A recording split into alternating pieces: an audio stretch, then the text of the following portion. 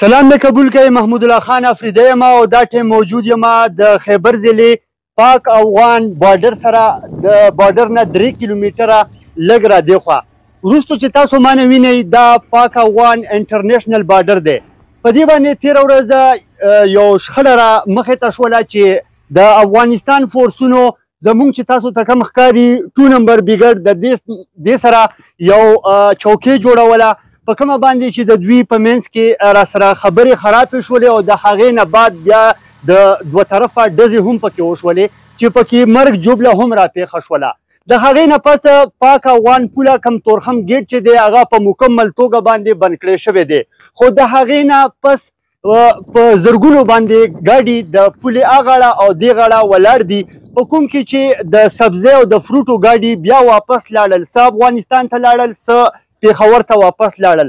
مریضانو ته هم ستونزې ورپېښې دي، ټرانسپورټرانو هم د ستونزو سره مخ دي. د دې حوالې سره ټرانسپورټران څه وایي، راځئ چې د دې سره خبرې وکړو.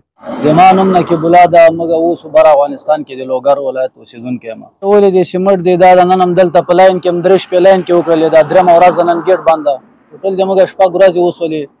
موږ سیمټ بار دي، سبزیانې خلکو بار دي، اخواته ټماټر بار دي، پیاز را روان دي، اوږه را روانه ده. موږ باید قاعده پرېږده، مسافر ډېر په تکلیف کې دي، خلکو سره امبولانسو کې مړي دي، مریضان دي، اخوا ځي څوک ډاکټرانو ته، دې خواته راځي خلک. بیخي زیات مشکل د خلکو د مسافرو ته. یو طرف نه موږ دواړو سیټونو مطالبه کوو چې دواړو خبرو له لارې دا مسله سره حل کړي. خلک په مشکل کې راګرځي، دلته نه د لمانځه جایسته، نه د اوداسه جایسته، نه ډوډۍ سته. وروره د افغانستان یو په افغانستان کې د ننګرهار ولایت د مومندرې ولسوالۍ او نوم مې حبیب الرحمن دی. نن هم 5مه شپه ده چې څنګ پاټک نه را روان شوي او 5مه ورځ هم دا نم مونځ صحیح دی، نم اودس صحیح دی، نم اوبه شته دی، نم ډوډۍ شته دی، نم یو شی هم نشته دی.